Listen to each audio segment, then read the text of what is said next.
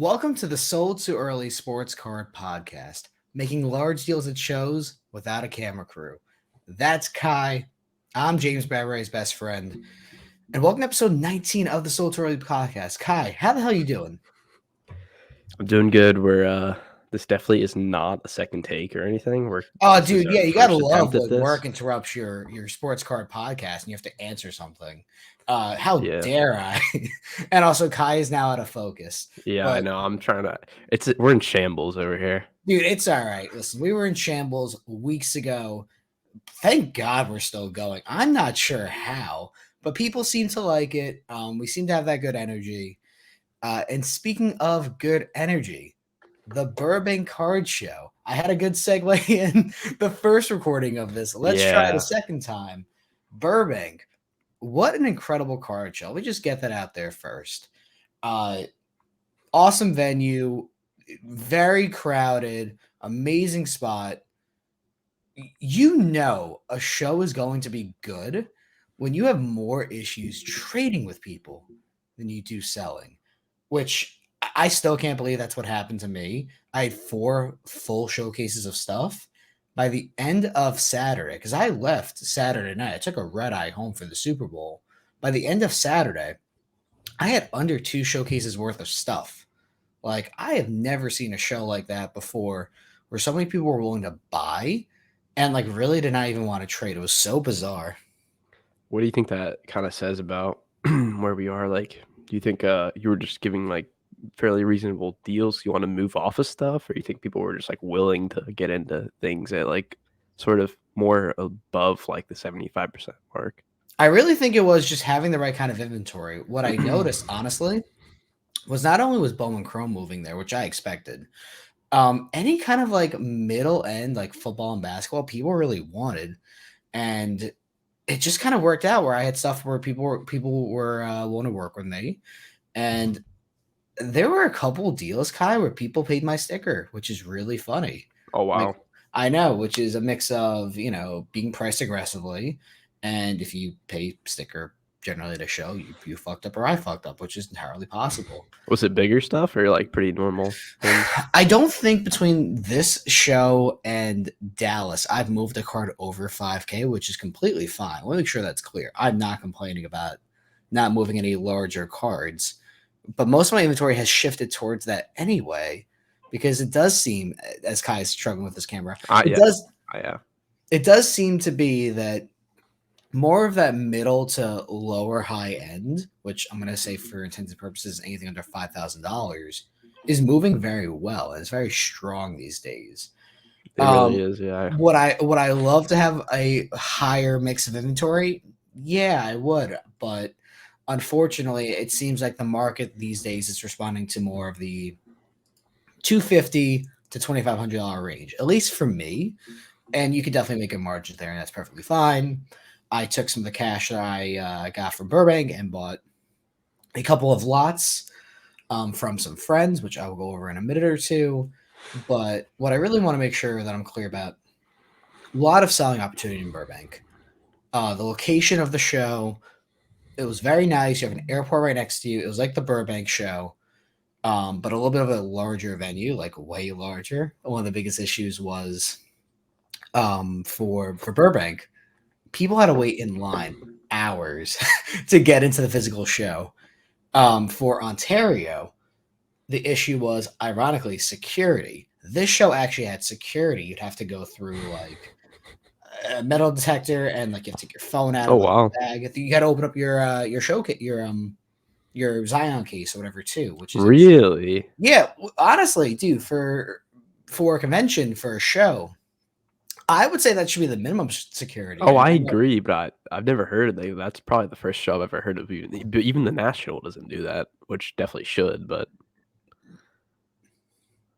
I mean, like the thing is too is that like it took like 30 seconds per person, and yeah, obviously with a lot of people coming in, obviously you're gonna have to speed it up. But yeah, with how many millions of dollars are in there in trading cards and cash and cases, I'm perfectly okay with having some level of security there. It'll be interesting to see if other shows pick that up. I don't really see it happening, but like I expect that at a minimum, some other shows pay attention to this because God forbid anything ever happens.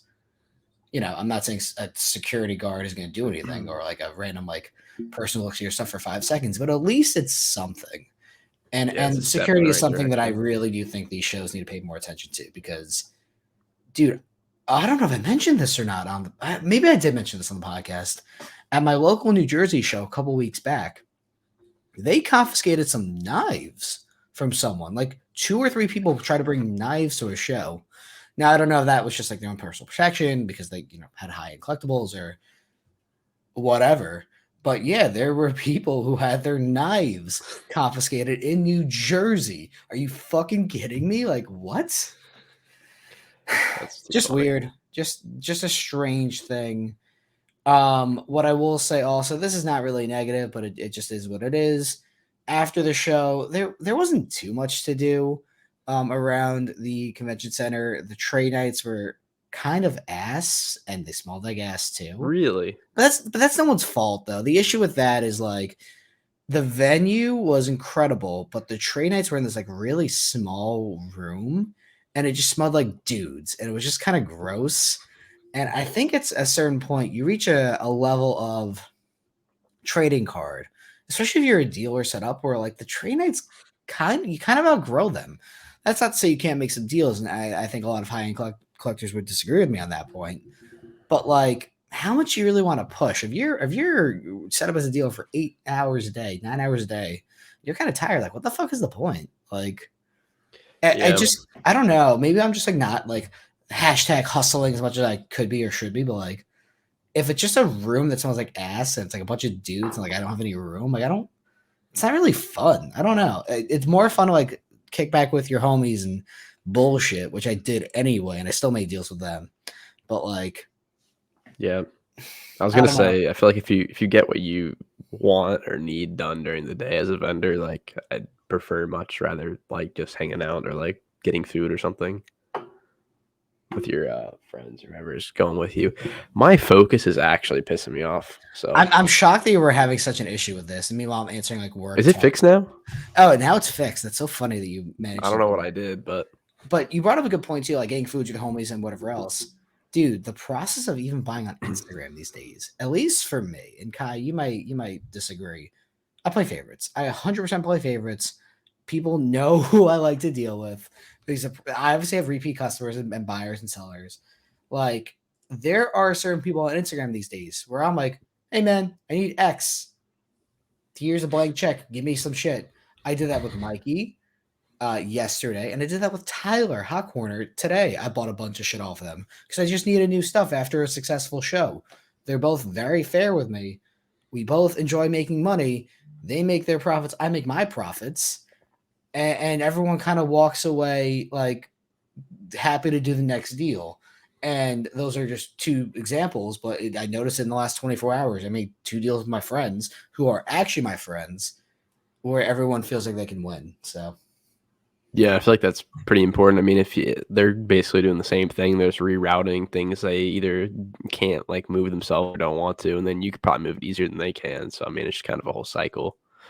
well, that's Um, exactly it too. It's just like if you're yeah, willing to work with people and like you don't have to kill every single person on your deal. You can make a small profit and like yeah, continue to cycle stuff. And I think that's why I like to work with Mikey and Tyler and stuff like that, and a bunch of different people as well. Because if you're actually like a fair person, I can tell. If you're just fucking money hungry, your greed is it's as smelly as a trade night room, like you can smell the greed on someone. You can just tell when they're trying to fuck you over. And whether or not someone calls you out on that, it's very clear when someone is literally in it for the money. Now, I think to some degree, you and I are in this for the money too, but I'm at least willing to be upfront. I'm willing to have a conversation with you. I'm going to be honest. I don't know if that makes me feel better at night, if that's how I justify it. I don't do this as a full-time job because I just couldn't or wouldn't, but I don't have to sell anything. I like to sell stuff, but I think that integrity and that honesty kind of rubs off for me in a good way. I've had people tell me at shows before they like dealing with me because I'm fair and honest and whatever else, which is super ironic. I don't know. It's so tough to tell these days.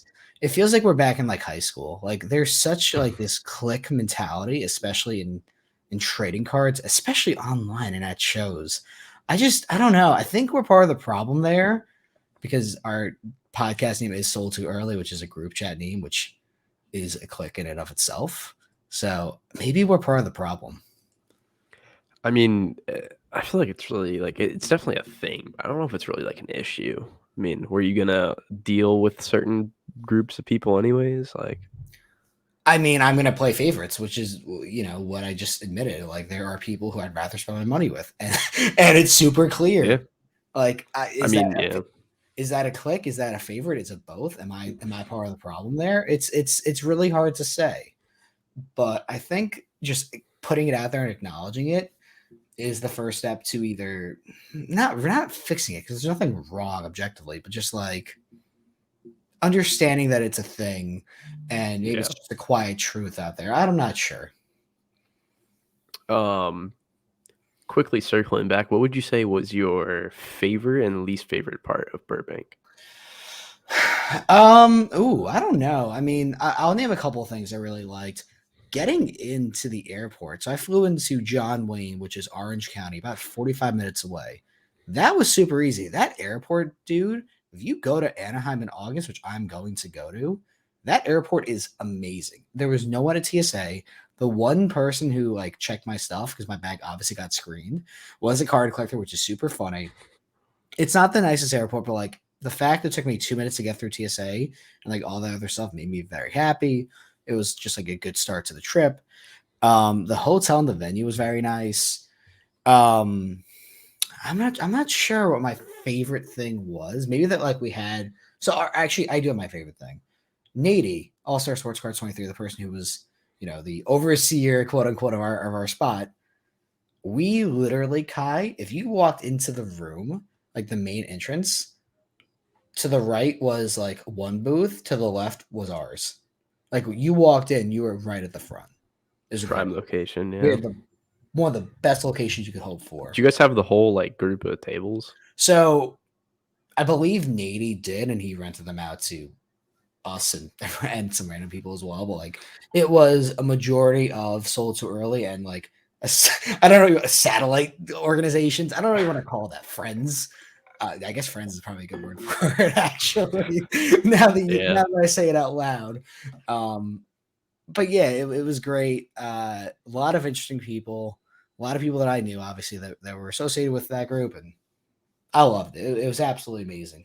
Worst thing, the trade night room should be larger and have windows. The first night they did it, it was sponsored by Sports Have Card Master. windows. Yeah, have windows. I don't know. I don't know why I thought that was so funny. Because it fucking smelled like ass and it's gross.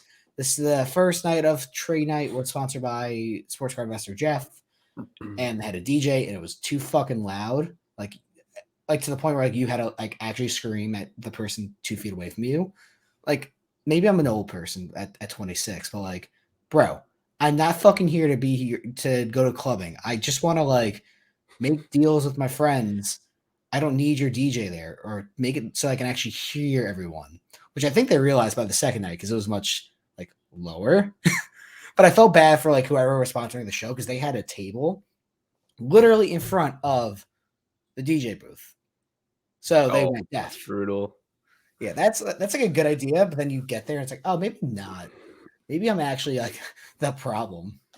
Yeah, I mean, the whole point of trade night is to talk to each other and do deals. I'm not really. I mean, music's probably fine, but having a whole DJ set No, up, music is cool. fine, but like there's like have it in the background, man. I don't need to like think I'm at like I'm listening to Flow Rider and I don't know, like I can't hear the person next to me, not like trying to pick up a girl. I'm trying to make a deal for this like LeBron James card or whatever.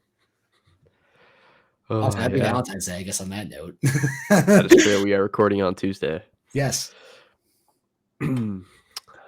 Well, I didn't have anything too exciting this week. Besides the Super Bowl, I was pretty down on before it started, but amazing. Probably the best one that's been for the last 3 or 4 years, I would say. What do you think? I mean, it was definitely an exciting game. What's funny is that I think the commercials kind of let down a lot. They were kind of ass this year.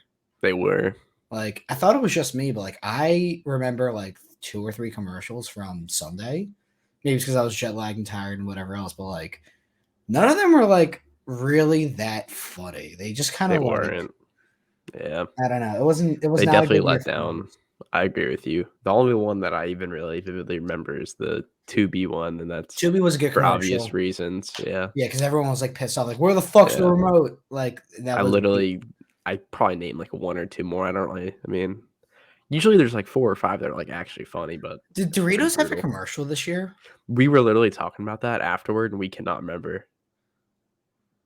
Who did the unless it was the triangle one where like the world got taken over by triangles? That might have I been don't even remember Doritos. that. But that's also like the fact I'm not sure tells you there's a problem because Because it could have been a they're fucking like notorious for that. So yeah. it's kind of I don't surprising I know. don't remember. Did Budweiser do a commercial with dogs or horses or whatever? Because I don't know I if I missed think they that. had one. I don't remember what it was though. I'd be lying if I said I did. Yeah, Um, not a strong year for commercials. What's ironic is last year BMW did a commercial and I helped on it, like not the production, but like getting it out there on social, which was great. And the agency that helped us do it like won an award, so technically I fucking put that on my resume just in case. Because dude, listen, resumes just gotta tell the truth just enough where they fact check you, you can fucking prove it. So I did that one just in case. But yeah, the BMW's commercial was way better than everyone else's because we did a Zeus thing. So fuck these commercials. only other things that really too notable this week were I have a hot take. I'll save that for when we do football though. NBA trade deadline. Yep. Obviously, Durant. We'll talk about that more. I'm assuming in a little bit. I mean, I kind of nailed Yeah. what the trade package was going to be. I remember talking about like Cam Thomas, McCall, and like picks, and that's vaguely what Cam it was. Johnson. Oh, Cam Johnson. Sorry, you're right. I misspoke. That's literally what it was. Yeah, I I think they know. got someone else too, right? I don't know if it matters. I know TJ Warren went back with KD. I don't remember if they got anyone else though. But yeah, there were a couple of like smaller trades, nothing like really that notable though, besides the KD and Kyrie. I think I got Jay Crowder. That's why. Jake. Oh, and they flipped into the Bucks, I think, for like 5 seconds. So it was a Yeah, huge something trend stupid. for some reason. That's why it doesn't matter. Then my last thing was, I know we've talked about sort of how there's like 10 auction houses running like weekly now. And while it is still saturated, I kind of am enjoying it now. It's pretty fun to bid on everything every week. And then I don't know, I'm having a good time with it lately. It depends. I mean, I'm not really buying on auction houses these days because I just like don't want comps on the stuff I See, buy. It's easier. That's kind of what I'm like leveraging though. I'm kind of leveraging buying the rare stuff that people don't care enough to look into on these auction houses between like the 50 and like 500 range. That's a Especially good like idea raw too. The stuff. smaller stuff, yeah. Yeah, it's like $200, like, I don't know, like I'm trying to think of a good example, like a platinum medallion out of 100 of like a mid-tier guy for like $100 some that sells for like 200 or 300. Like people aren't actually taking the time to like look into these cards. What's ironic is I just bought a Griffey 98 platinum medallion, BGS 9, Yeah. RCR 9, I should say. Then I'm gonna go PSA. So, And it's like stuff like that. It's like, obviously there's people that are collecting him or whatever, but most people are going to go towards stuff that's liquid, not stuff like that might sit for like a week or two, but make like double your money on. I don't know. speaking of auction houses, Alt actually gave me a sizable advance on my Tom Brady, Peyton Manning, and Drew Brees triple auto that I got in Dallas from Mikey. That was a sweet card. Ironically enough, Yeah. It BGS 9, which was amazing. That's crazy. That's Dude, such a good grade for that card. I thought it was gonna 810 at 9.9. Did it have a? Oh, it had an auto grade, but not on the No, it card. It didn't. was a So 9, right?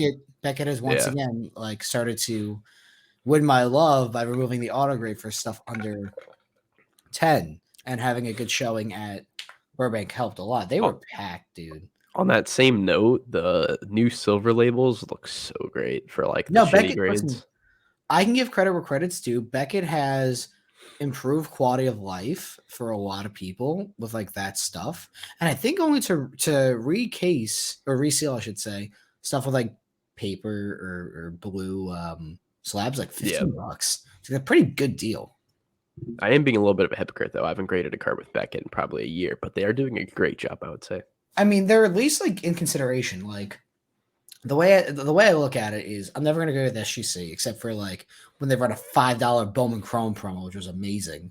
I'm Yeah. only gonna do PSA and BGS. BGS for thicker cards, PSA for everything else. Like that's how I look at it. It's very simple. A little note on that for anyone who is interested in grading with PSA, but is like thinking it's going to take years to get your cards back. I've sent, I think, 4 the $20 or $19 value submissions in the last like month or two, and they're taking an average of like a month total to get back. So it's That's sick. pretty fast. I mean, They advertise it at like 70 days.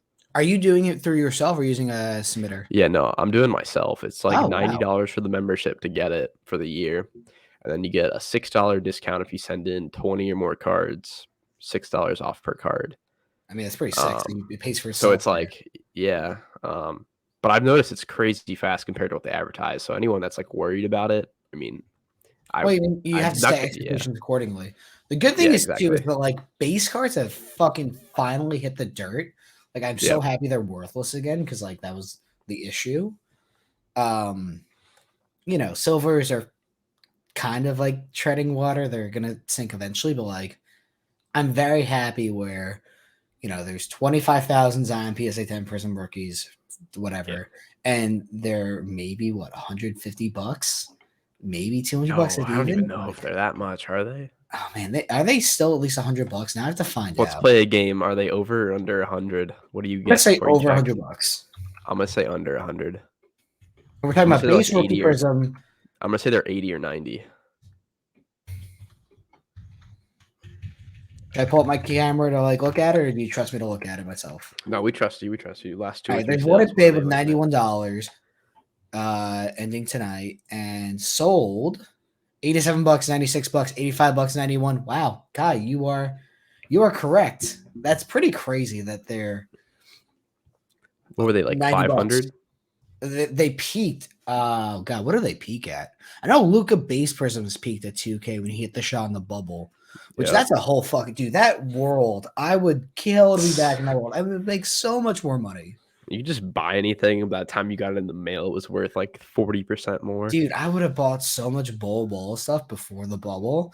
Dude, it's not even like 5,000x my money. It's just like you didn't even have to like think about buying something before you wanted to buy it. It was a pretty great time. I gotta say, like, I think this is now like more of the real world, but like obviously it's still stupid in certain instances. But like, my god, dude, that was such a great time. It really was. I still think it. I mean, I honestly think right now it might be a little bit harder to like do the flipping, making money, grading thing than before the boom. I think it might be harder actually. I don't know. It's hard to tell anymore. Like, I think there's just so many more people that are informed now. But that's what I want. That's a good thing, though. I want an informed. No, I know, but that's what I'm saying. It's harder. There's more competition for like the same items or cards. Like you need to do more research and know more now. I will say this: there's definitely more competition to buy on Instagram. Like if you're buying 100% eBay comps, which is what I've been doing forever, there's a lot more competition out there. But like it's the ones who you can tell are somewhat greedy, who really are in it for just the money. And once again, I guess I'm a hypocrite for saying that because like I don't do this for free. I'm not a charity. But at least I've been here long enough where like people know who I am, and I get texts like, "Hey, you want to just buy this?" I'm like, "All right, yeah, whatever." Like, yeah, there's a certain point where you reach with people where you just, here's the money, thank you. I'll make my profit in 2 weeks. See you next week. I don't know if you've noticed, but have you like been bidding on eBay much lately or no? Not a ton. There's not. I don't really. I look at eBay for like game worn jerseys. And that's about it these days. How's the Kenny Britt? Dude, the Kenny Britt. Oh, I'll grab it actually. The Kenny Britt's a beautiful jersey. So for anyone who's not aware, and I'll fill it in a second.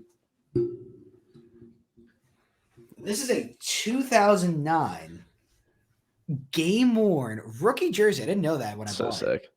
Kenny Britt game worn jersey against the Patriots when they lost 56-0 against them at home in Foxborough. Oh, wow. I remember that game. Yes. Yeah.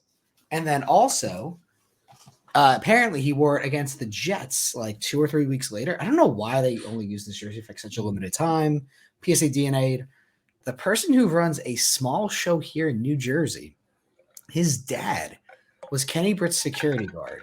There's a chance I do actually get him to sign this, which would be awesome. Isn't that the game where Randy Moss had like 5 touchdowns or something I crazy? don't. It was in the snow, which I looked at. Yeah, I like vividly remember watching that It game. was great if you're a Patriots fan. But yeah, very happy I got it for the Rutgers PC. That's so I don't cool. know where it will go on the wall. Like, we need to get you a Mohamed Sanu item. We do need him, Mohamed. Dude, I love Sanu. I could talk Rutgers players all day. Also, thank you for reminding me, Kai. The person who was set up next to me in Burbank, or Ontario, I should say, Waldman's Cards. Awesome guy, first off. I've known him for a while, but like I actually had a chance to talk to him. He PCs the most obscure Rutgers player ever, who I remember watching vividly as a kid. Oh, you might know who it is. You're a little younger than me, but you might know who this person offense is. Or defense? Offense. He was a fullback, technically. Oh, no clue. Okay. It was Brian Leonard who played running back / fullback because Ray Rice came in and was better. I didn't know Ray Rice went there. Ray Rice went to Rutgers, yeah. Damn. Jersey down for now, but oh, dude, it was great. That made me so happy. Apparently, there's been one Brian Leonard jersey ever come up online. I don't know if Waldman bought it, but like, there's been one. That's crazy. There's been one Ray Rice jersey that came up. It was in fucking Germany. The guy wanted $3,500. I said no shot. I overpaid for the fuck how did a Ray Rice Rutgers jersey end up? No, it was a Ravens jersey. I still want it though. Yeah, gotta fill the room up. I have those obscure like game worn jersey collection that I want to get. Like I got Kenny Britt. I want Ray Rice, Brian Leonard. I want Vincent Jackson badly. I want Robert Woods. I want Marshawn Lynch, and then I'll be happy. We need to get you an Aaron Hernandez jersey. I would kill for that. But all right, podcast over, guys. Thanks for watching. I did the drum thing. This is an audio only podcast now. I've been canceled again. That was getting an OJ Simpson one. Allegedly get that one. Man, dude, I can make so many jokes. Just throw Henry Ruggs out there again, and Aaron Hernandez, and who else has done some crime? Who hasn't done some crimes? Oh, I mean, your boy Ray Rice. No, yeah, actually, there's no allegedly for that one. I think he ended up staying with his. I think that they're still married, as far as I know. But like, what a world, man! All right, get me out of this conversation, Kai. Please segue into like. All right, NBA. What is happening? The Nets make me sad, but like also not really. The Nets make me happy. I love their roster. I mean, I love their roster. I mean, obviously it sucks that Durant is gone, but like they had the opportunity to win a title and they swung and fucking whiffed badly. But like a lot of teams will never have the opportunity to actually like compete like the Nets did. So 100%. While their future is kind of murky because of all the pick swaps and picks that Houston owns, they're also bad. So like if the Nets can like tread water and be like the 6 or 7 seed like this year, next year, and the following year, like kind of like a middle of the pack team, it's not the end of the world. What would really bad is if Houston actually ends up being good, which I don't know if that's going to happen immediately. So they might get away sort of unscathed. It'll kind of just depend, but I think a sneaky part of that package was the Phoenix unprotected picks. Well, yeah, they got 4 of them. They're like 20. I mean, that's 4 or 5 years. It's gonna be after KD's gone, pretty much. Yeah, you got Booker might be gone. Chris Paul's gone. Those could be some really good picks. Well, that's what the hope is. Like the Nets have the 76ers pick. I don't know exact 2025, 2026. I think they have a couple of extra picks, and then obviously the pick swaps and whatever with Houston are annoying. But the Nets might actually They probably move like Cam Johnson and someone else to Royce O'Neal for more picks eventually too. Yeah, I thought they would trade someone else here because like the team is like very like they have a lot of depth. Like it's a pretty solid team. Yeah. Like, I don't know who the best player is on the Nets right now. Mikal Bridges. Yeah, actually, maybe like him. Maybe Dinwiddie is the best offensive player right now. Claxton. Yeah, it's a fun team. It's like 2018, 2019 vibes We're I think like, you'll be surprised in how good they are. well, I said they're going to be like a 6 or 7 seed like the rest I of the think year. they have the chance to be like win a playoff series team. I don't know. That might be their ceiling now. They're not going to get past the second round regardless. Like maybe their ceiling with Durant and Clip that. what? That Clip they're not going that. to get past the first round. I mean, it's probably true. I don't think that's how the take. I think their ceiling with Durant and Kyrie was a title, obviously, and didn't happen. But like, this team will probably finish with like 45 wins and give someone a 5 or 6 game series in the first round. That's what I think is going to happen. I think you're selling your team short. I don't really know. like It's hard to tell. It's only been what? Oh, not even a week. So it's kind now. of hard to. I don't know about this season, but I think next season they could be very good. Next season, I have some hope. The issue will be, can you get rid of Ben Simmons at that point? Do they want to get rid of Ben Simmons at that point? And how many assets would you have to add with Ben Simmons to get rid of them? I think you throw a pick and one of the like Cam Thomas ish players with I don't know if Ben it's to worth get it like then. another to get like a mid tier player. I don't know if it's worth it then. I mean, I'm not sure who is coming up in free agency like Nets would want to get, but it'll be Free interesting. agency this year is really bad, but So like, it doesn't matter. yeah. But what also doesn't Yeah. matter, or what? Zion. Yeah, dude, he got hurt again. And once again, I do not want to be right. Injuries suck. I'm not a bad person. You want to be right a little bit. I don't want to be right, but I do want to be validated. There's a difference. I obviously don't root for injuries. No. I don't root for injuries. That's fucked up. But I agree with that. But I do feel validated in the fact that when I started posting about Zion and him having a hot streak and I told people to sell, that makes me feel validated because it ended up being correct. That was probably the best time to sell him in the last 6 months when he was hot and the Pelicans were looking good. What's ironic about that too is his cards were like not even like going up. They were like just stagnant. But that's exactly it. Is like you sell into the hype and then you buy back later if you really believe in the player. There's no question he's a talented player. If he was healthy, he'd probably be a top 5 MVP candidate. The issue is he's not healthy, and he's played 120 games in his career out of 300-ish. He's not the guy who is going to be dominant for 60, 70, 80 games a year. You might be lucky to get 40 games out of him, 50 games out of him. Like, you got to feel bad for Pelicans fans. You do. They went from the first seed a month and a half ago to out of the playoffs right now, I believe. Like it's really kind of brutal. I really do feel for them. What I do wonder is if you're the Pelicans or the next team that eventually has Zion, because I doubt he stays there for his entire career, is how do you manage him? Do you just expect him to play like 30 to 50 games a year in the regular season and then just like let him go loose in the playoffs? Can you do that? Can that be, is he the next, is this the future of the NBA where your best player, you really have to micromanage them? Like it's Kawhi on steroids in a way. Like, is that what you have to do? For him, maybe you have to do that. Yeah, you gotta. I don't know. Has he signed a second deal yet or no? I believe he's on a max. Yeah. Oh, okay, that's brutal. Wow. Because I was gonna say the next contract he signs, like I don't know how you deal with the fact that he never plays. Yeah, he's on a rookie max deal. Like, it's just like I don't know. It's crippling in a way because like the Pelicans are gonna have to move. I don't know if they're gonna be able to pay guys like Trey Murphy, Herb Jones, who are both like really good. I don't know if they're gonna be able to pay him now. You're not, but once again, sorry, just talk real quick while I get water. Very good. Okay. Yeah, speaking of Trey Murphy, I don't know if you follow guys like that, but he's so good. That entire team, dude.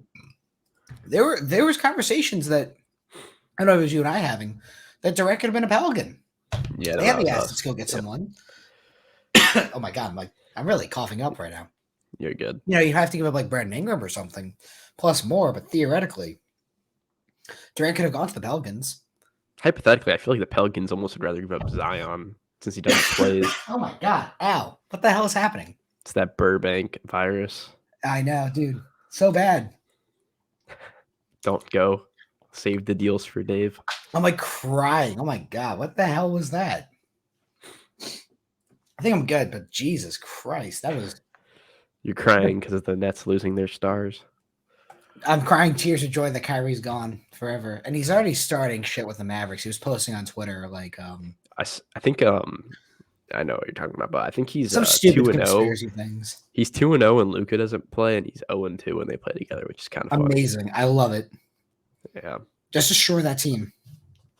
Yeah, the Mavericks. I don't know if you know about like their situation, but like they're so like fucked. They are fucked, but they had, once again, for a first round pick, Spencer Dinwiddie and Dorian whoever they had to give Finney-Smith. up as well. It was the most important trade you had to do. Yeah. Because even if Kyrie leaves, you at least show Luka, hey, we're willing to commit to bringing in another star.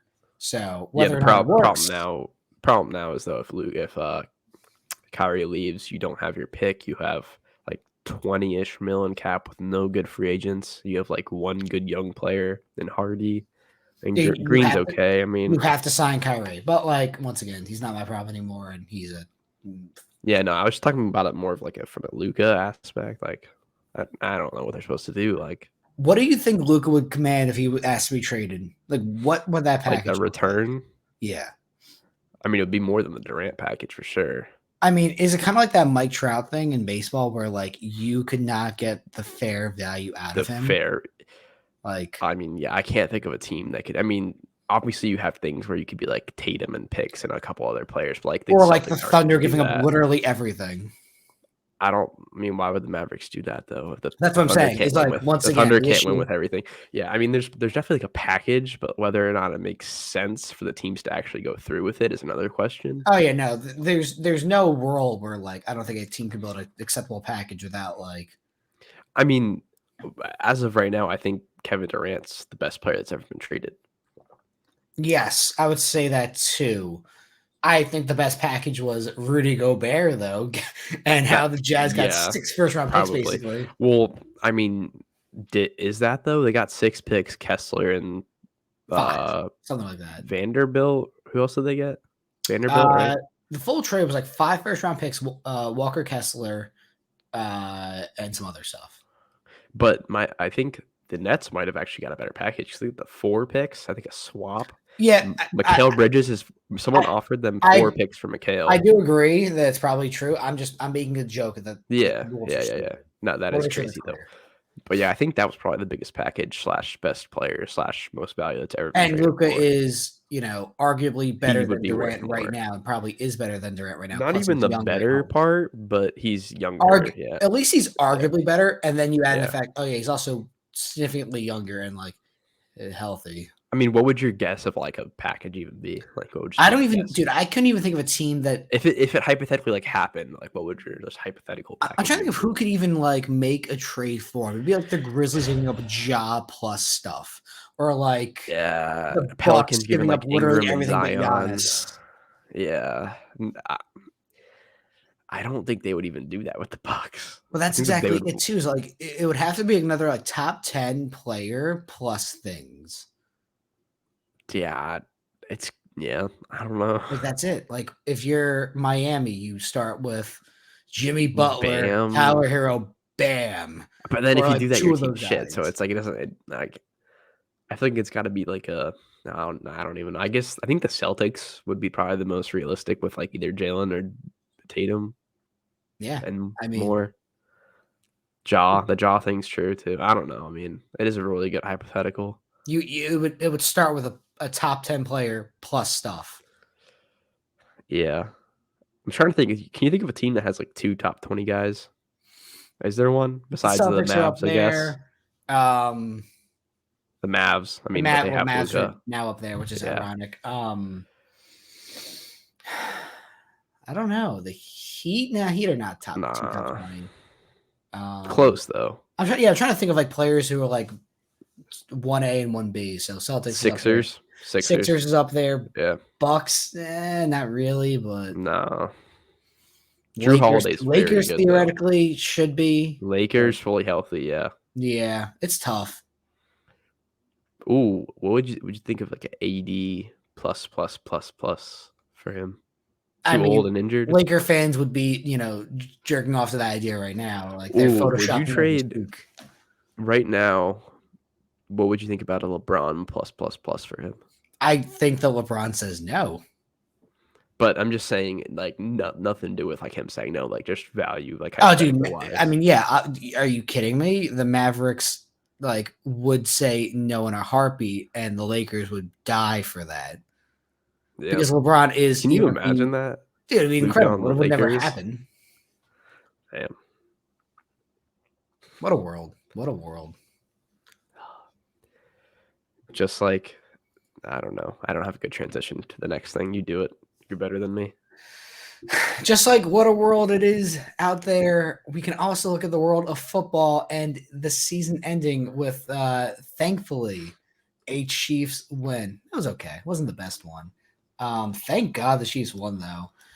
The game was amazing. I think that's an understatement. We were probably gonna be due for one of the best endings ever, and then James Bradbury made at least my ending happy. I was happy to see him hold Juju, I believe it was, Yeah. which is great. Listen, I will never complain about the Eagles losing. James Bradbury is a GOAT on the Giants. I think we're getting his Ring of Honor spot ready as we speak. It's just kind of interesting. I don't know. I really enjoyed the game overall, and I especially liked how it ended for the Chiefs. You see the stuff about how the Giants like helped them win. They traded him Tony, the James Bradbury, all that. Dude, I mean, you're right. So I think we Yeah. actually deserve like a second, like a smaller ring. You Like do. little asterisk. I thought the game was good. I mean, it was obviously I would say the two best teams this year, probably. Yep, I think it's completely reasonable. I don't think the ending was controversial. I know a lot of people are upset about the holding call, but I think it was definitely a holding call. It was definitely a hold. What Yeah. I saw on Reddit too was last year we kind of forgot about like Jalen Ramsey being held by T. Higgins or pass interference that he got in his I face. remember that. Yeah. There was also one in the end zone at the end of the game that I don't remember. I don't know if it was Eli Apple holding or something like that. Probably. Eli Apple sucks. Also a former Giant. Man, Giants draft poorly. I think one thing that was funny is I posted this on my story either yesterday. I don't know if you saw it. The Matt Ryan, Jalen Hurts. Yes, this was funny. That's I agree with. It's like, yeah, it's like Matt Ryan like losing in the Super Bowl but having a good game, and it's like I don't even remember what it said. You remember what it said? It was like punk ass bitch, and then Jalen Hurts is like strong strong and independent. It's something stupid. Yeah, it's exactly like that. It said Matt Ryan, great performance in a Super Bowl loss, broke ass. Yep. Jalen Hurts, great performance in a loss, strong and independent. And I think that's completely fair. That is true. But I think also it comes down to because we're in cards and like everyone's trying to like hold up their dying investments. It's like, no, Jalen Hurts is amazing. Please buy this as it drops 5% more as we're talking. Yep. Do you think he really drops that much though? I think he will, just because people like had him baked in to win the Super Bowl for a while. There's definitely that like 5-10%, but I was telling people like 30-40% at the show, and did I believe that? Not really, but like it was fun to say.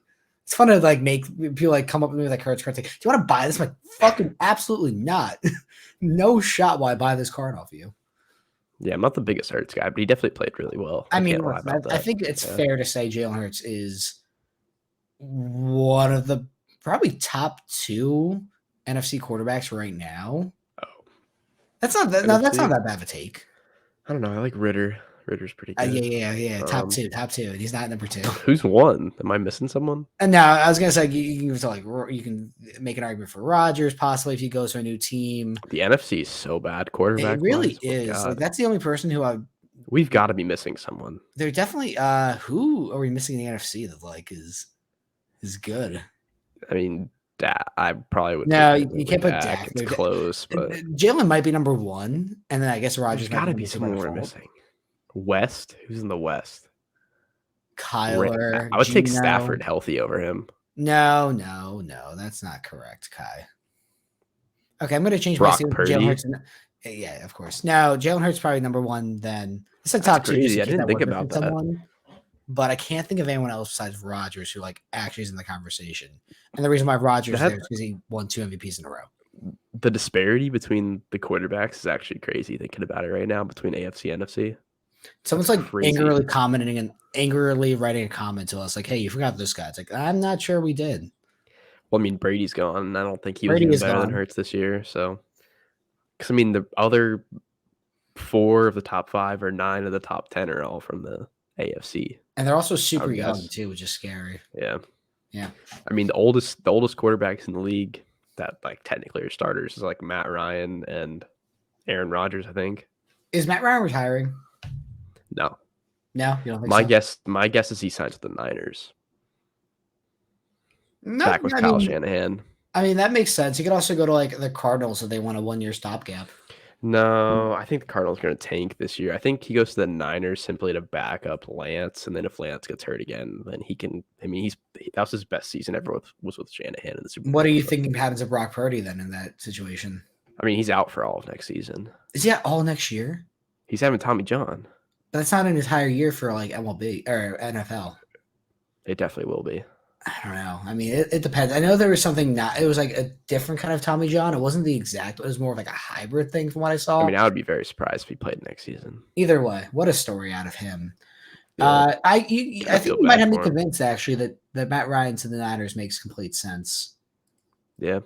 I mean, if he takes 1 year deal, then yeah, I he's would not love for gonna the go be a Falcons to starter sign yet. him for a year, but we'll see.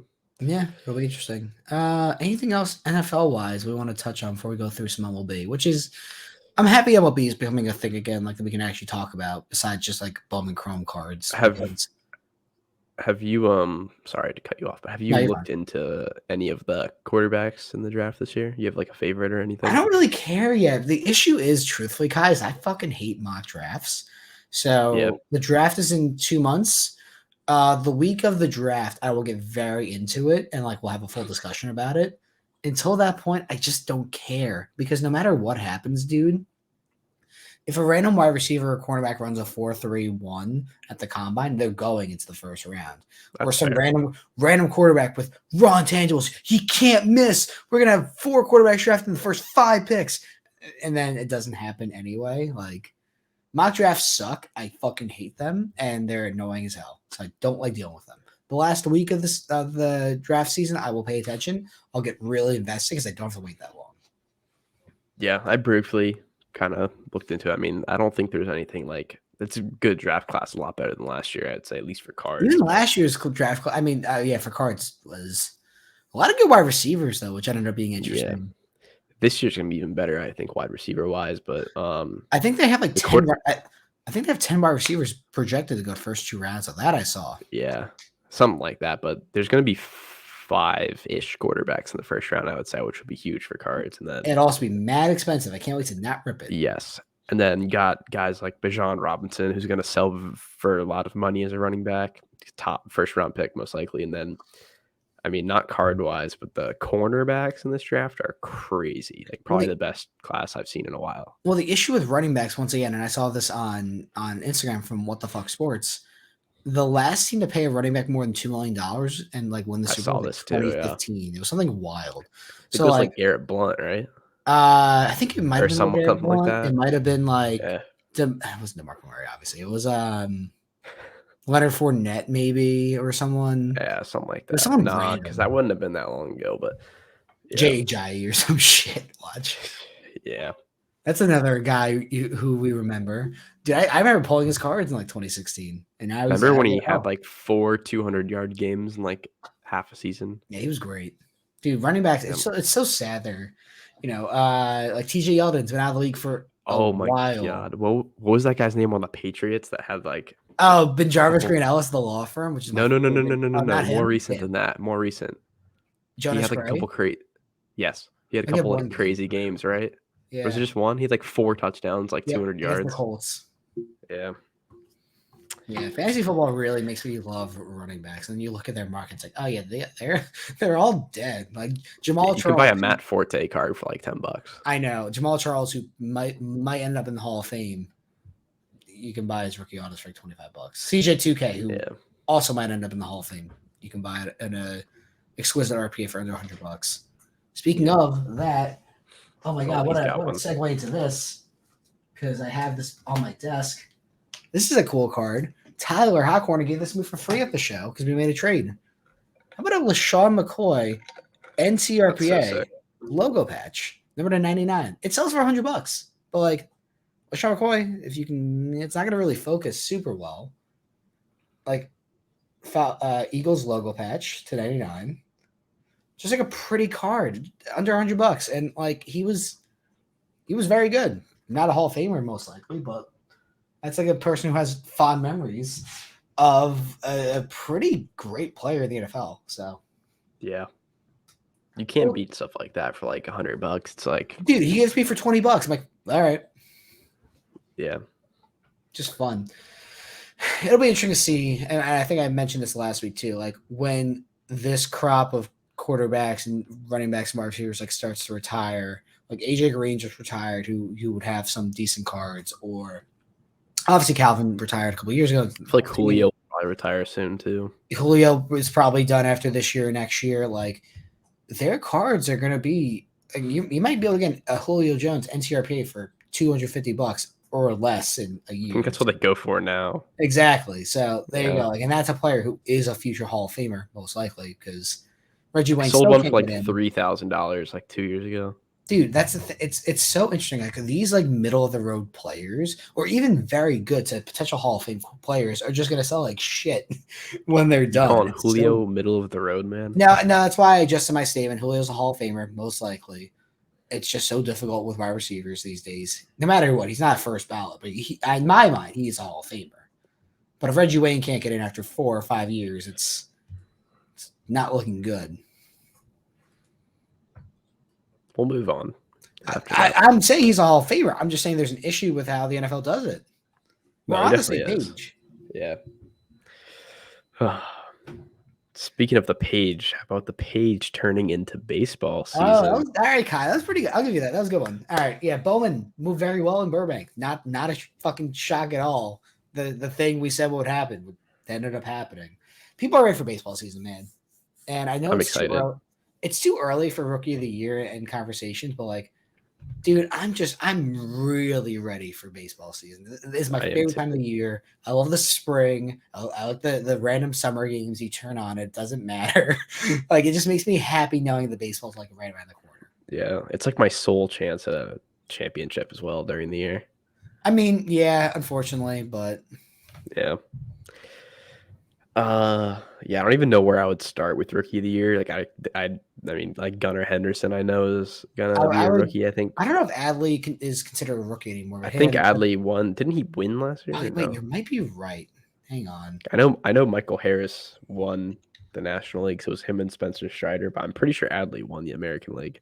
He was second. He played 113 games last year. I think he was second. He was second in Rookie of the Year. Oh, Julio. Oh yeah, duh, dude. This is how bad we are at baseball. Like, I don't pay attention to it. I don't pay attention to shit until I have to. So yeah, I completely forgot Julio won Rookie of the Year. I mean, can you even I don't even know who else is like supposed to be a rookie this year. Jordan Walker, I think, is supposed to be called up. Does Spencer count as a rookie? Hang on. I don't know, but he's dog shit. I mean, he probably is dog shit, but so was Mike Trout his first time. I'm not comparing the two, but I'm just saying. I know because Walker is supposed to be called up, right, for the Cardinals. Jordan Walker. Oh, maybe. Oh yeah, he played way too. Oh my god, dude, he was really bad last year. Jesus Christ. So yeah, he's not gonna get it. Maybe Riley Green. Oh, good shout. Good shout. Because he broke his foot or something at the beginning of the year. I think he played a decent amount though at the end of the season. A lot of games. All right, yeah, you don't count. The point is, like, to be qualified, you have to play under. It's 130 plate appearances. Or it's 130 plate appearances for pitching. It's some weird arbitrary number. See, I don't know. It's 130 plate appearances available from last year who actually played, unless it was like a cup of tea or a cup of coffee, whatever the saying is. So that's tough. I don't know. I'm ready to like give predictions, but like not yet. But I feel like it's always a shot in the dark too. Like the person who wins usually just kind of comes out of nowhere. Kai, you're muted. I can't hear you. There's no way I'm muted. All right, guys. Kai's dead. Welcome to the podcast. What about now? I'm going to tell you all the reasons why Julio Jones will not make the Hall of Fame just to annoy Kai. And yep, he has left the video portion out of pure anger. So, all right, guys, listen. Here's my 17-part series, and Kai's now disconnected as well. Here's my 17-part series on why Julio Jones will not make the Hall of Fame. Number one, he played for the Falcons. Immediate red flag. Couldn't even win a Super Bowl. What a scrub. Point number two, His name is Julio. Ever see a Hall of Fame named Julio? Don't answer that question because I'm not sure. Hey, Kai, welcome back. I'm talking about why your favorite Hello. player, or one of your favorite players, will not make the Hall of Fame. Can I hear you? Can you hear me now? Nope, I can't hear you. That's not good. It also possibly could be me, but I'm going to say it's your problem, not mine. All right, point number 3 on why Julio Jones will not make the Hall of Fame. This is actually a fair point. There's better wide receivers who have not made the Hall of Fame yet. Kai, I still can't hear you. This is It's really definitely going you. well. In fact, I'm going to leave the podcast now. Kai, you start talking and see if that fixes it. Well, hello? How are we going to? Oh, okay. Hello, everyone. I'm on my AirPods right now. I think it's Dave's issue. Because it clearly shows I'm talking. But yeah, I think Julio Jones will definitely be a first ballot Hall of All right, Famer. I can hear you now. I guess it was me. That's weird. It was definitely you. Yeah, my mic was working that whole time for sure. All right, well, we'll edit it. I'm not sure. I was making Dave fun of sold too early. I did sell too early. Speaking of selling too early, you should sell some baseball prospects. Thoughts on the card market so far in 2022? You messed up. Oh shit, I did. Yeah, that's the wrong year. I don't even know what time. 2023. I'm still stuck in March 2020. I'm not sure about you. It does not feel like 2023. I know it's a little strange. When am I going back to work? It's been 2 weeks. It's been 2 weeks at home for way too long. Thoughts on the never leaving again. Yeah, for real. That's why I like baseball so much. Just watch it in the background. The market is stronger than I thought it would be to start the year. I really think that while people don't like eBay or all these auction houses, like they set the market. So that's the issue. Is so you have to either like accept the reality of the eBay and other auction house overlords or good fucking luck. So I think that while we don't like them, they're necessary evil and they help us price cards at shows, which are significantly better because cash is king. And I'm seeing that with Burbank being so strong and Dallas, continue to be a great show. Cards in person will continue to be very good and even, probably outsell their competitors online because it's just the better way to do things. Well, I was actually going to say this earlier and I forgot, but eBay auctions, like sub high-end stuff, is actually going really strong in my opinion. Like from what I've seen lately, like some of them like will just continually like grow comps. I mean, there's some stuff like base that's going to continue to go down, but I've seen like somewhat like decent stuff people want. Like it's going strong at eBay auction and like consignment auction and like these auction houses and stuff.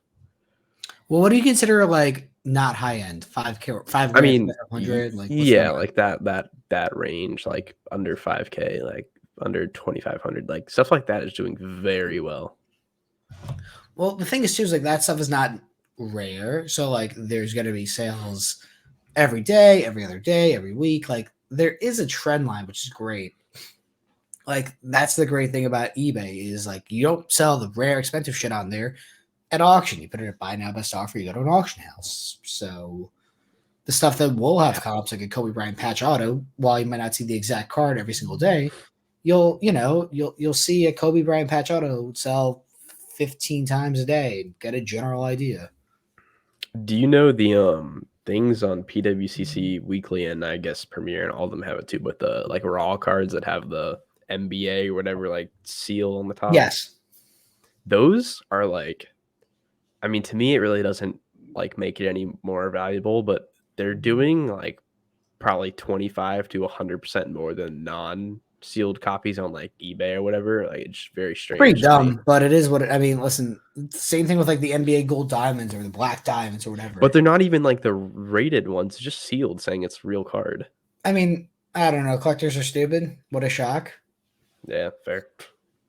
I get why they do it because like they're an auction house and they want to be, not liable if something's a fake.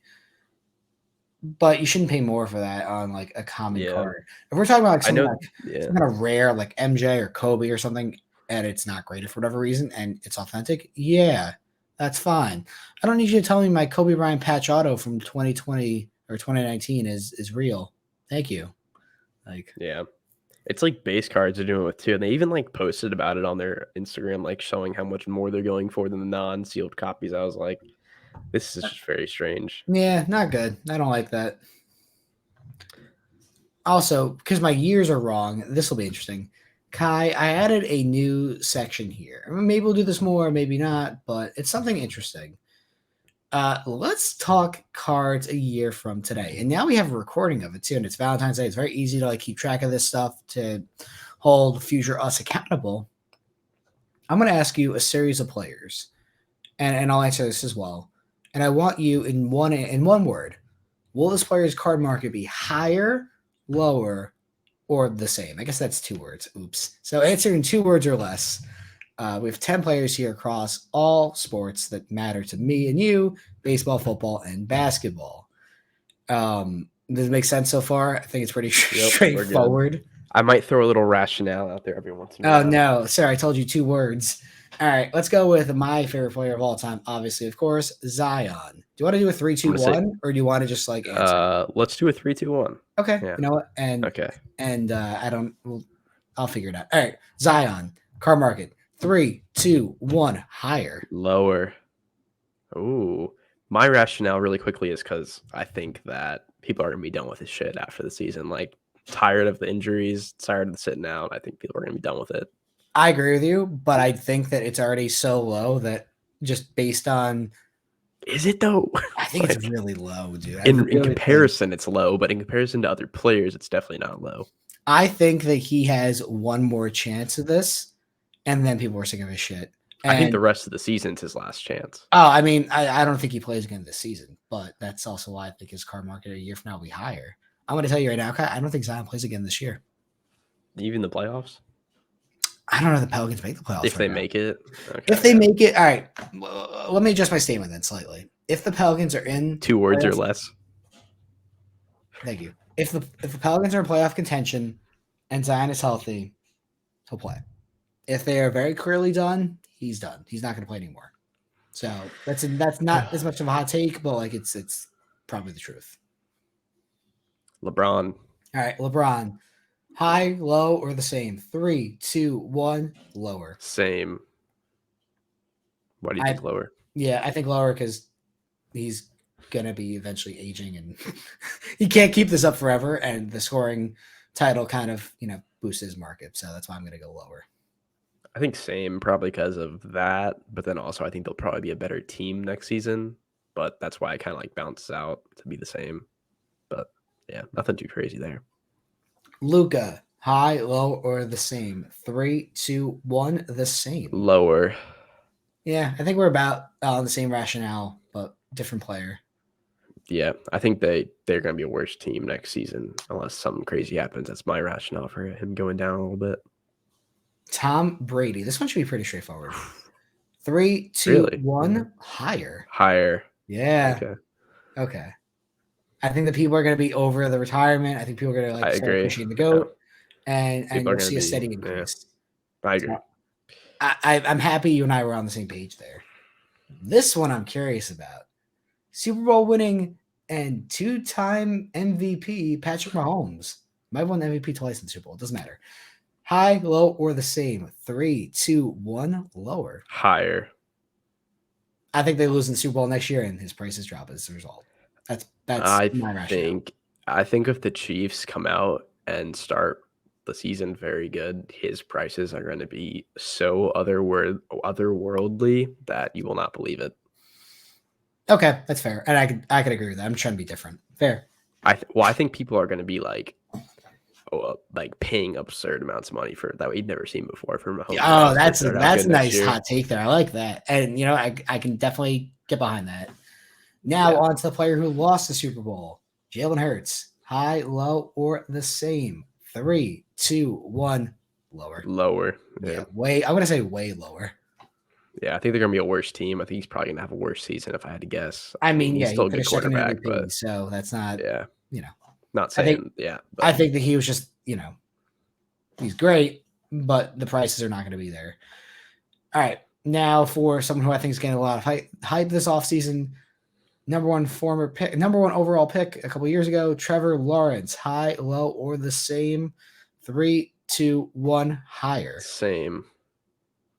I'm think the banking same. on the fact that the hype is going to be there. I've been saying this for a bit. I'm going to try and get some Trevor Lawrence cards if I can, so you'll obviously see that. I think he'll be higher in a year. I'm thinking if we're talking about strictly like a year from now, like almost literally exactly, I think it'll be about the same just because I don't think they're going to do much again next year in the playoffs. But I think his hype's pretty high right now as it is. So fair. All right, now I don't really know who this person is, honestly. I don't really know who this person is. Ellie Cruz, I believe, is like a really hyped prospect. I see his He's a Reds. Yeah, he's Reds, right? Yeah, I don't know shit about him, but yeah, me neither. So this is a very easy answer for me. I don't even think is he supposed to be called up though? I don't fucking know. The answer is way fucking lower. Yeah.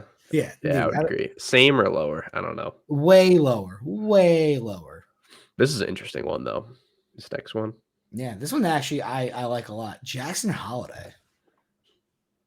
3, 2, 1, higher. Higher. Yeah. Yeah. I think Baltimore's doing something and they might be a very trendy pick in a year or two. This might be a year early on him.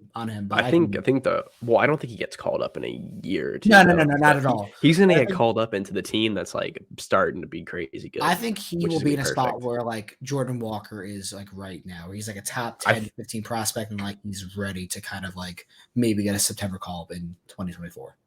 I think he's gonna have like the Acuna effect, where the Braves were like mid, and then he got called up in 2018, and he kind of put them over the. What is going on? Over the top. You see look at my screen. You see like purple flashing? Oh god, Kai, you're like, they having a stroke? I don't know. It's better now, but yeah, I would say no, the audio's gone again. Hang on, let me rejoin. Can you just talk about Jackson Holiday? Yeah, so Jackson Holiday is great. Yeah, Orioles good. I like Gunnar Henderson a lot, but he could have a bad season too, which is not ideal for his prices. But oh no, I can't hear you still. What the hell? Actually, all right. Well, that's annoying. I'm not sure why I can't hear you, Kai. I'm gonna have to exit out of the entire stream. All right, Dave. I'll do the last two. No, actually, I got it. I can hear you now. Oh, you can? Okay. Well, we're back because Dave's technical issues. Dude, this is mad weird. The editing around this is gonna be interesting. I'll work on it. I'll be good. So, Mike Trout is our next one. You got it. 3, 2, 1. Higher. Yeah. Yep. Think he's gonna start to sell for like Griffey-esque prices. I think as he starts approaching like 400 home runs, 500 home runs, like it'll be. I think they could also make the playoffs, possibly.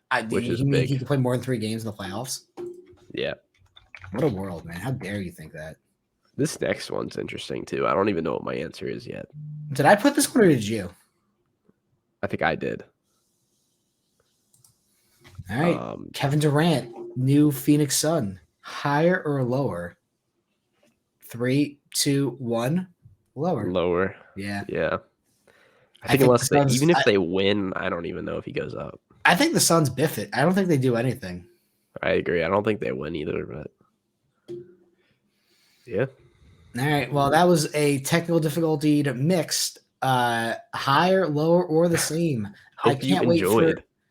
Hang on. What's 52 plus 6? 52 plus 19. It's 71. 71. Yeah. So, all right. Past David, future David and Kai. Shit. Timing is weird.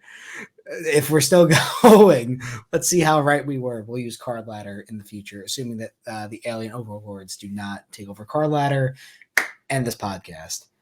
All right. Before we end the episode, we have 2 other questions, comments, whatever. Any other cards, players, athletes, whatever, staying away from that the majority are going after? I mean, Zion was my answer to this forever. I am buying the the Trevor Lawrence Kool-Aid because I think he'll sell very well in the National. If I can get it at a good price, I will gladly take it. I'm trying to think of who else. I guess Mahomes because he's too hot right now. Any Bowman Chrome hitter that like is going nuclear right now. Jordan Walker, Ellie Cruz, as we just talked about. I'm just gonna kind of stay away from the stuff that like I just don't see it sustaining a 6-month return. So Yeah, Mahomes is going to be my easy answer. I mean, he's probably honestly worth what he's going for now, but there's no reason to buy if you're No, paying you're not out gonna big get a money good to deal. buy that. Yeah. You get a And good deal then, on him when like someone's like desperate yeah, needs money, which is funny. yeah. Like that's the And only way then to do it. he probably goes up even more going into the season. What do you think? No? You think his I think his hype prices kind are of pretty fades high. off in the next few months? Yeah. I think Yeah. it cools off, and then we'll go up in the national. I want to I'm own also no kind of, football. yeah. I want to own Yeah. 0 football after the national. Yeah. That's always the goal. Yeah, and then buy back in like November or January, whenever like people stop paying attention. What is your best personal deal trade play so far this year? It'll be the Babe Ruth Lou Gehrig ball whenever it ends up selling. That'll be the best like financial win. I know that's technically 2020, but Yeah, that's a whatever. cheating answer. I want something you acquired this year that you've moved this year, or at least plan on moving. I don't That's know. I good. haven't done a lot. I had the 52 tops or 53 tops. I'm sorry, mantle auto that I won. I traded to Tyler, and I got a bunch of good quality and quantity out of him. But I still own the largest item from that deal, which was that Steph Curry, Anthony Davis, Kyrie, triple USA Auto 9510. When that moves, that'll be a nice profit on the item, or I'll trade it and get a bunch of new stuff. So I'm going to go with the largest deal, most likely this year so far, the 52 tops or 53 tops mantle into a bunch of new inventory. What about you? I have a quirky answer. So I think I might have mentioned this before, but I bought a lot of 1948. It's called Sport Thrills, like cards. And I didn't really do much research into them besides like what they generally sold for raw and graded. I have them all at SGC right now. I think So one of them, you've talked about this. yeah, one of them's actually like a Walter Johnson, like one of his first cards, I guess. That goes for like 600-700, like in low grade. I mean, they all go for like 1 to 500 ish, and I bought the lot for like $180. Oh, so you crushed it. Yeah, you made like so that'll be a fun 4 or little 5 flip. grand on Yeah, it. I don't really do stuff like that too much either, so I thought that was a pretty fun one. I got a bunch of T206 coming in too soon from a friend. Yeah, because I just want to trade out of shit. Yeah, those are easy to move too. I know. I'm excited, but we'll have to see where things come in the next couple of weeks. This will be an interesting episode to edit. Apologies for the technical delays on my end. It is what it is. It happens. But thank you guys for listening or watching if you made it this far. I'm the guy telling you that Julio Jones will not be a Hall of Famer to annoy my co-host. Next week, I'll probably do something else stupid and get us all in We will trouble. have a new co-host next week. Yeah, the Kai Taking fell in the auditions. well. Ooh, I'm sorry. What? Oh, man. Dude, if I was not Well, the guys. co-host, it would be 20 minutes of silence. Be like, hey, remember that guy? Remember Wander Franco? It's like, wait, he's still playing. I actually just bought a Wander Franco lot, ironically. Oh my god. Anything good or just like it's like a museum lot. It had an auto and like 25 like rookies. So they actually okay, like that's not bad. Piece. Bought it for like $150, which is pretty Sick. good, I thought. All right, let's end it on that. Happy Valentine's Day, everyone. If you're celebrating, if not, well, it's gonna be Wednesday when you hear this. So. Okay. Yeah. Oh well. Literally 24 hours from now, this episode will launch. So thank you guys for watching or listening. We'll see you next week. All right. Thanks, guys. Bye. Peace.